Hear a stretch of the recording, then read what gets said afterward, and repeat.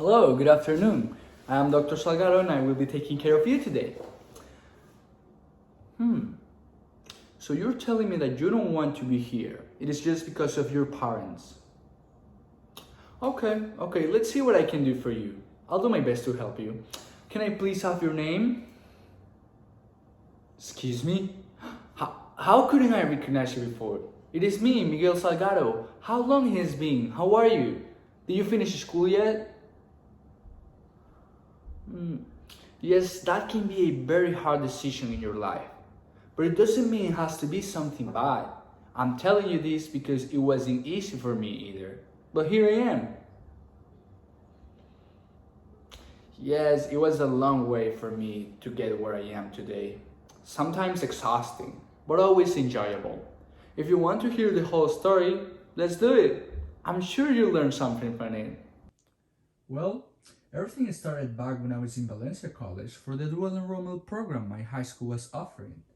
There was a course, I guess you have to take it too, called New Students Experience.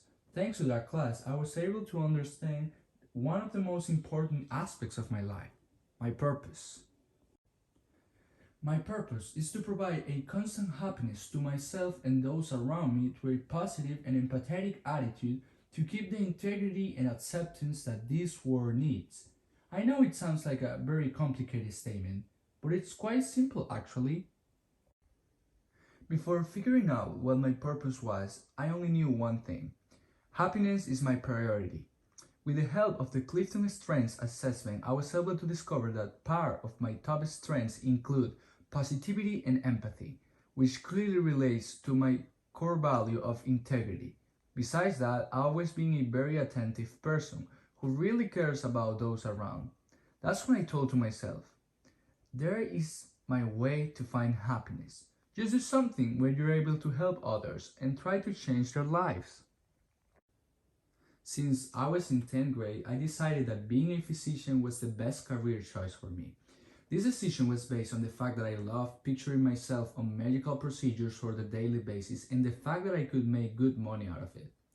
However, after I understood my purpose, I realized the big role I could really have in the life of others and how this would possibly impact my own development as a person. And of course, after figuring that out, I had to start planning how exactly I was going to achieve my purpose. How I became a doctor of medicine is a different story. As I mentioned, I was a dual enrollment student in Valencia College, meaning that I did not have to pay anything for my tuition and books during my first 2 years of college. After Valencia, I moved from Windermere to Gainesville because I was transferred to the University of Florida in order to obtain my bachelor's degree as a biologist. While being there, the cost of my tuition was $6,381, plus the book fees, which were $890. This was completely covered by the Florida Bright Futures Scholarship, which I obtained due to my high GPA and high scores in the SAT. I must say that these achievements wouldn't have been possible if it was not for the help of many resources. First of all, I must thank my high school counselor, Jessica Pierce, who always gave me good advices in order to understand what I needed to do for successfully save money in college by the use of scholarships. I also thank Valencia College, especially that class that I previously mentioned. New Students Experience with Professor Love gave me the many advantages to develop a plan.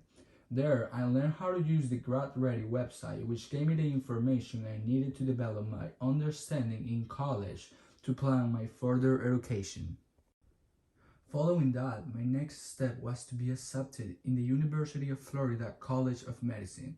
The summer prior to my last 2 semesters, I had to take the medical college admission test.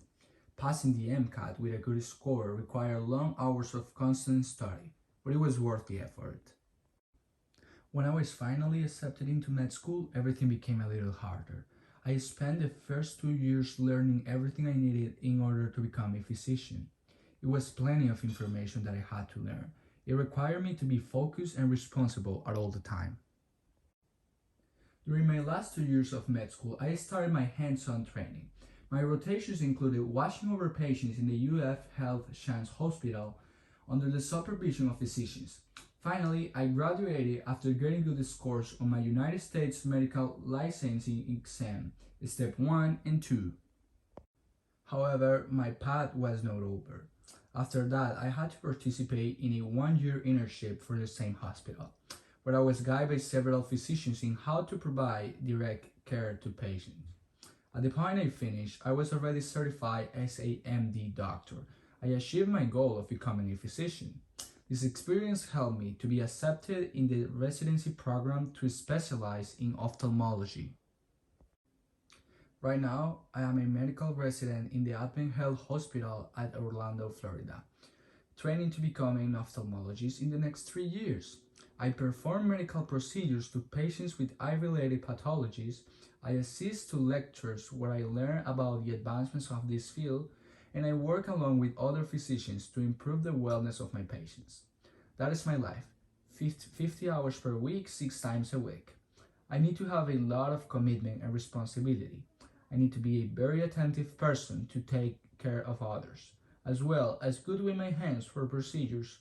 Certainly, my dream work. Well, that was my story. I hope that you enjoyed it.